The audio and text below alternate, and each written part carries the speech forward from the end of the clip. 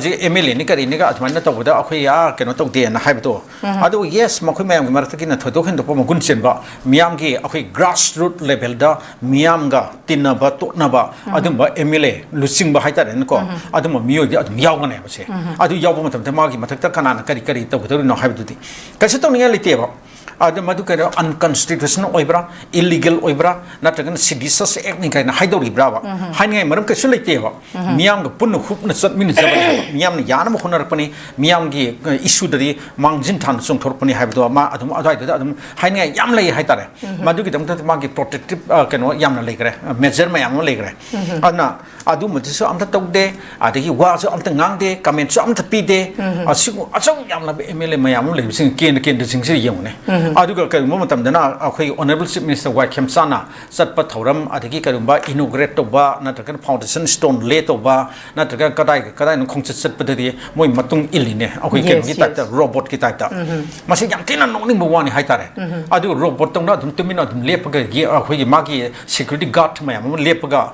anok sunglass ka upaga leibido adu gi ta ga ma khoi dark glass ka upaga lep ga so adum yauri ye adum phamba or lep adum yauri ba yamna mong ta di hai tare ne adu oi tadi ma khoi lusing bane thokchare imne ba mai ken da sing de ma khoi lusing bane ba manipur gi level da akhoi gi state ki level da ma khoi na honorable chief minister maka mana ba nate har ga so ma khoi gi miyam saruk amagi de lusing bane oiri dana ana hojing siki miyam gi issue sing da ma khoi hairo oba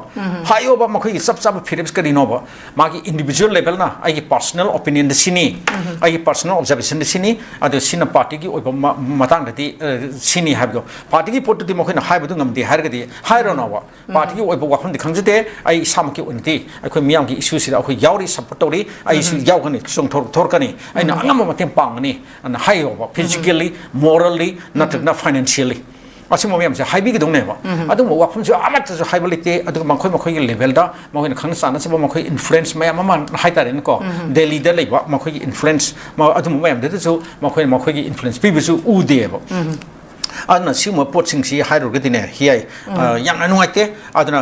asai sidani akhoi hojik mayol hana akhoi gi manipur youth league na haurak li khongjang akhoi kare ni akhoi politics yaurasi politics khanglasi electoral politics khanglasi election da akhoi matik chaba akhoi gi mihut mirep thagat lasi kai na hojik campaign ma khoi sahi masuk na ni tawrei se sahi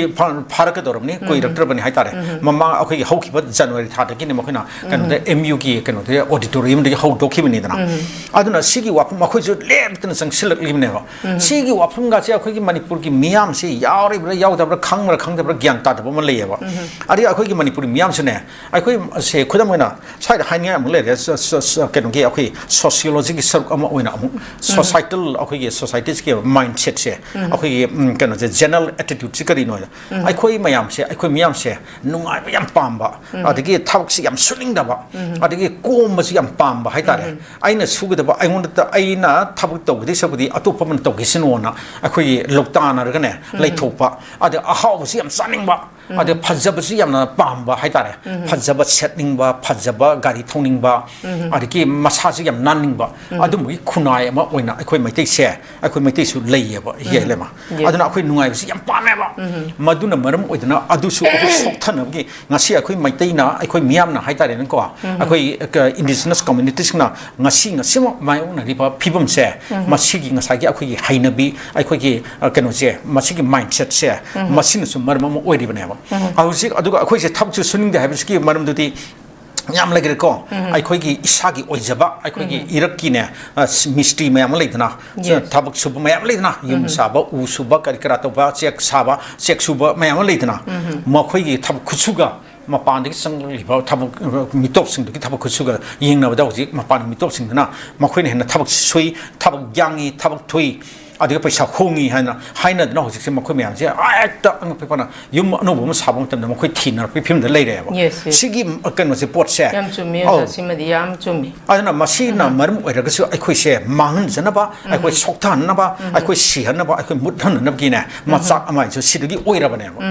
adu hair ba mayam se makhoi se akhoi tahungum ji mitop mapani sangla pa thabak su ba sinmi mayam da akhoi na ni ga thabak tahungum ji hair ga ti akhoi gi irak ta le biri ba akhoi sinmi oina le biri ba kambu sing ꯍꯥꯏꯇꯥꯔꯦꯅꯦ ꯀꯣ ꯃꯣꯏ ꯃꯌꯥꯝꯁꯦ ꯊꯕꯛꯁꯦ ꯅꯤꯡꯊꯤꯖꯅ ꯁꯨꯕꯤꯌꯣꯕ ꯐꯖꯅ ꯁꯨꯕꯤꯌꯣ ꯄꯣꯊꯥꯕ ꯂꯩꯕꯤꯒꯅꯣ ꯄꯣꯊꯥꯕꯗꯤ yes ꯂꯩꯕꯤꯒꯅꯣ means ꯄꯣꯊꯥꯕꯤꯌꯨ ꯌꯥꯏ ꯀꯩꯁꯨ ꯀꯥꯏꯗꯦ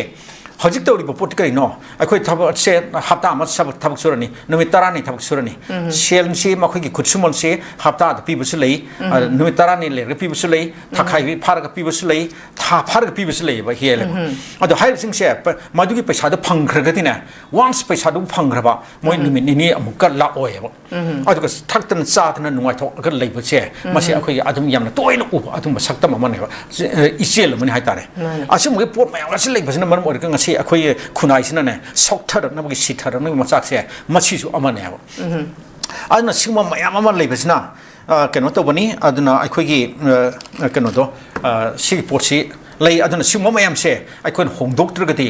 ꯀꯩꯅꯣ ꯇꯧꯔꯣꯏ ꯑꯗꯨꯅ ꯑꯩꯈꯣꯏꯁꯦ ꯑꯩꯈꯣꯏ ꯃꯥꯡꯖꯅꯕꯒꯤ ꯃꯆꯥꯛ ꯑꯣꯏꯒꯅꯤ ꯑꯗꯨꯅ ꯁꯨꯃꯥꯏꯅ ꯖꯦꯞꯇꯤꯅ ꯆꯪꯁꯤꯜꯂꯛꯄ ꯈꯣꯡꯖꯪ ꯑꯗꯒꯤ ꯍꯧꯖꯤꯛ ꯀꯣꯀꯣꯃꯤꯁꯨ ꯉꯔꯥꯡ ꯆꯦ ꯊꯣꯔꯛꯇꯅ ꯍꯥꯏꯔꯦ ꯃꯈꯣꯏꯅ ꯍꯥꯏꯔꯦ ꯑꯩꯈꯣꯏꯅ ꯇꯥꯜꯂꯤꯕ ꯗꯤꯃꯥꯟꯁꯦ ꯍꯦꯛ ꯐꯪꯗ꯭ꯔꯤ ꯐꯥꯎꯕꯗ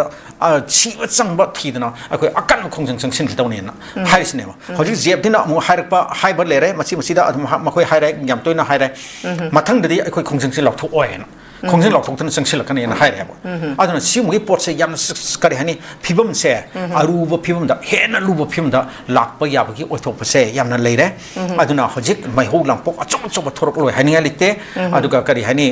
ꯀꯦꯖꯨꯋꯦꯂꯤꯇꯤꯒꯤ ꯆꯥꯡ ꯌꯥꯝ ꯊꯤꯅ ꯋꯥꯡꯈꯠꯂꯛꯄꯒꯤ ꯐꯤꯕꯝꯁꯨ ꯂꯩ ꯑꯗ ꯍꯧꯖꯤꯛ ꯑꯩꯈꯣꯏꯒꯤ ꯁꯨꯃꯥꯏꯅ ꯈꯣꯡꯖꯪ ꯑꯃ ꯍꯦꯛ ꯆꯪꯁꯤꯜꯂꯛꯂꯕ ꯈꯣꯡꯖꯪꯗꯨꯕꯨ ꯅꯝꯊꯅꯕ ꯍꯣꯠꯅꯕꯗ ꯉꯁꯥꯏꯒꯤ ꯑꯩꯈꯣꯏꯒꯤ ꯃꯅꯤꯄꯨꯔ ꯄꯨꯂꯤꯁꯅ ꯑꯃ ꯂꯩꯔꯤꯁꯦ ꯁ꯭ꯇꯦꯠ ꯐꯣꯔꯁꯅ ꯂꯩꯔꯤꯁꯦ ꯃꯁꯤꯗ ꯌꯥꯎꯕꯤꯔꯤꯕ ꯑꯩꯈꯣꯏ ꯏꯆꯤꯟ ꯏꯅꯥꯎ ꯑꯩꯈꯣꯏꯒꯤ ꯏ ꯃꯁꯦꯜ ꯉꯥꯛꯇꯅꯤꯀꯣ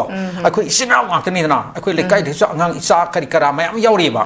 ꯑꯗꯒꯤ ꯄꯨꯂꯤꯁ ꯑꯣꯐꯤꯁꯥꯔ ꯑꯣꯏꯒꯦꯔꯥ ꯑꯃ ꯑꯣꯏꯒꯦꯔꯥ ꯁꯦ ASI ꯑꯣꯏꯒꯦꯔꯥ ASI ꯑꯣꯏꯒꯦꯔꯥ ꯀꯣꯟꯁꯇꯦꯕꯜ ꯑꯣꯏꯒꯦꯔꯥ ꯑꯗꯒꯤ ꯀꯩꯅꯣ ꯑꯣꯏꯒꯦꯔꯥ DSP ꯑꯣꯏꯒꯦꯔꯥ ꯑꯗꯒꯤ ꯏꯟꯁꯄꯦꯛꯇꯔ ꯑꯣꯏꯒꯦꯔꯥ SP ꯑꯣꯏꯒꯦꯔꯥ ꯍꯥꯏꯔꯤꯕ ꯃꯌꯥꯝꯁꯦ ꯑꯩꯈꯣꯏ ꯏꯆꯥ ꯏꯅꯥꯎ ꯉꯥꯛꯇꯅꯦꯕ ꯁꯦꯡꯅ ꯍꯥꯏꯔꯕꯗꯤ ꯑꯗꯣ ꯃꯈꯣꯏꯁꯤꯁꯨꯅꯦ ꯃꯈꯣꯏ ꯋꯥꯈꯜꯗꯁꯨ ꯃꯈꯣꯏꯅ ꯇꯧꯔꯤꯕ ꯊꯕꯛꯁꯦ ꯈꯣꯡꯖꯪꯁꯦ ꯂꯩꯕꯥꯛꯀꯤꯅꯤ ꯃꯤꯌꯥꯝꯒꯤꯅꯤ ꯑꯩꯈꯣꯏꯒꯤꯁꯤ ꯁꯔꯨꯛ ꯌꯥꯎꯔꯤꯕꯅꯤ ꯑꯩꯒꯤ ꯏꯆꯥ ꯏꯁꯨꯁꯤꯡꯒꯤ ꯌꯥꯎꯔꯤꯕꯅꯤ ꯀꯀꯥꯏꯁꯦ ꯃꯈꯣꯏꯅ ꯈꯟꯖꯗꯕ ꯑꯃ ꯃꯈꯣꯏꯗꯁꯨ ꯑꯗꯨꯝ ꯂꯩꯌꯦꯕ ꯑꯗꯨꯅ ꯍꯦꯛꯇ ꯉꯝꯃꯩ ꯃꯇꯥꯒꯨꯝ ꯃꯈꯣꯏꯅ ꯌꯨꯅꯤꯐꯣꯔꯝ ꯁꯦꯠꯂꯕꯅꯤ ꯃꯈꯣꯏꯗ ꯈꯨꯠꯂꯥꯏ ꯄꯥꯏꯔꯕꯅꯤ ꯃꯈꯣꯏ ꯃꯤ ꯌꯥꯝꯃꯕꯅꯤ ꯍꯥꯏꯗꯅ ꯑꯗ ꯃꯈꯣꯏꯗ ꯑꯣꯟꯁꯤꯜꯂꯛꯂꯒ ꯍꯦꯛꯇ ꯂꯅꯥꯏ ꯑꯣꯏꯅ ꯐꯨꯔꯛꯀꯗꯧꯕꯗꯤ ꯂꯩꯇꯦ ꯍꯥꯏꯕꯒꯤ ꯋꯥꯈꯜꯗꯨꯗ ꯍꯦꯛꯇ ꯀꯔꯤ ꯍꯥꯏꯅꯤ ꯅꯨꯄꯤ ꯈꯪꯗꯦ ꯑꯗꯒꯤ ꯅꯨꯄꯥ ꯈꯪꯗꯦ ꯍꯦꯛꯇ ꯀꯩꯅꯣ ꯇꯧꯕꯒꯤ ꯃꯈꯣꯏ ꯐꯣꯔꯁ ꯁꯤꯖꯤꯟꯅꯕꯒꯤ ꯃꯑꯣꯡꯁꯦ ꯌꯦꯡꯕꯗ ꯌꯥꯝ ꯅꯨꯡꯉꯥꯏꯇꯕ ꯁꯤꯒꯨꯝꯕ ꯌꯥꯝꯅ ꯕꯦꯁꯇꯤꯌꯦꯜ ꯑꯣꯏꯕ ꯐꯣꯔꯁ ꯕ꯭ꯔꯨꯠ ꯄꯥꯋꯔꯁꯦ ꯃꯁꯤ ꯁꯤꯖꯤꯟꯅꯕꯁꯦ ꯃꯁꯤ ꯆꯨꯝꯗꯦ ꯑꯗꯨ ꯃꯁꯤ ꯀꯩꯅꯣ ꯇꯧꯍꯟꯅꯤꯡꯗꯕꯅꯤ ꯑꯗꯣ ꯑꯁꯤꯒꯨꯝꯕꯒꯤ ꯃꯈꯣꯏꯒꯤ ꯀꯩꯅꯣꯃ ꯂꯤꯆꯠ ꯑꯃ ꯂꯩꯕꯅꯤꯅ ꯑꯗꯨꯅ ꯍꯌꯦꯡ ꯑꯩꯈꯣꯏꯅ ꯁꯤꯒꯤ ꯈꯣꯡꯖꯪꯁꯦ ꯑꯔꯨꯕ ꯑꯆꯧꯕ ꯌꯥꯝꯅ ꯀ꯭ꯔꯤꯇꯤꯀꯦꯜ ꯑꯣꯏꯕ ꯑꯗꯨꯝꯕ ꯁ꯭ꯇꯦꯖ ꯑꯃ ꯆꯪꯁꯤꯜꯂꯛꯄ ꯇꯥꯔꯒꯗꯤ ꯑꯗꯨꯋꯥꯏꯗꯗꯤ ꯑꯗꯨꯝ ꯌꯥꯝꯅ ꯊꯣꯔꯛꯄ ꯌꯥꯏꯑꯕ ꯀꯦꯖꯨꯋꯦꯂꯤꯇꯤꯁꯦ ꯑꯗꯨꯅ ꯁꯤꯒꯨꯝꯕꯒꯤ ꯄꯣꯠ ꯃꯌꯥꯝ ꯑꯃ ꯂꯩꯕꯅꯤ나 ꯑꯗꯨꯅ ꯁ꯭ꯋꯥꯏꯗ ꯍꯥꯏꯖꯅꯤꯡꯕꯁꯦ ꯉꯁꯥꯏꯒꯤ ꯀꯩꯅꯣꯗ ꯑꯩꯈꯣꯏꯒꯤ ꯃꯔꯨ ꯑꯣꯏꯕ ꯂꯥꯛꯆꯅꯤꯡꯉꯤ ꯃꯇꯤꯡ ꯉꯁꯥꯏ ꯍꯤꯌꯥꯏꯅ ꯄꯨꯈꯠꯄꯤꯔꯤꯕ ꯑꯩꯈꯣꯏ ꯂꯦꯖꯤꯁꯂꯦꯇꯔ ꯑꯩꯈꯣꯏꯒꯤ ꯏꯂꯦꯛꯇꯦꯠ ꯔꯤꯄ꯭ꯔꯖꯦꯟꯇꯦꯇꯤꯚ ꯃꯌꯥꯝꯁꯦ ꯃꯈꯣꯏ ꯀꯩꯗꯧ ꯂꯩꯒꯦ ꯍꯥꯏꯕꯗꯨꯅꯦꯕ ꯃꯈꯣꯏꯅ ꯋꯥ ꯉꯥꯡꯗꯕ ꯈꯣꯠꯇꯕ ꯇꯧꯕ ꯃꯌꯥꯝꯗꯣ ꯑꯗꯨꯅ ꯃꯈꯣꯏꯁꯦ ꯋꯥ ꯍꯥꯏꯕꯤꯌꯨ ꯃꯇꯝ ꯌꯧꯔꯦ ꯊꯤꯜꯂꯕꯅꯤ ꯊꯦꯡꯉꯕꯅꯤ ꯃꯁꯤꯗ ꯀꯔꯤꯒꯨꯝꯕ ꯀꯥ ꯍꯦꯟꯅ ꯊꯦꯡꯖꯤꯜꯂꯛꯄ ꯇꯥꯔꯒꯗꯤ ꯉꯁꯥꯏ ꯀꯔꯤ ꯍꯥꯏꯅꯤ ꯃꯈꯣꯏꯗꯁꯨ ꯃꯁꯥ ꯄꯥꯔꯁꯣꯅꯦꯜꯂꯤ ꯑꯃꯁꯨꯡ ꯃꯈꯣꯏꯒꯤ ꯐꯦꯃꯤꯂꯤꯗ ꯑꯗꯒꯤ ꯃꯈꯣꯏꯒꯤ ꯃꯁꯥꯒꯤ ꯑꯣꯟ ꯄ꯭ꯔꯣꯄꯔꯇꯤꯗ ꯀꯩꯅꯣꯗ ꯁꯣꯛꯂꯛꯂꯣꯏ ꯍꯥꯏꯅꯤꯡꯉꯥꯏ ꯂꯩꯇꯦ ꯑꯗꯨꯅ ꯑꯩ ꯍꯥꯏꯖꯅꯤꯡꯉꯤ ꯌꯥꯏ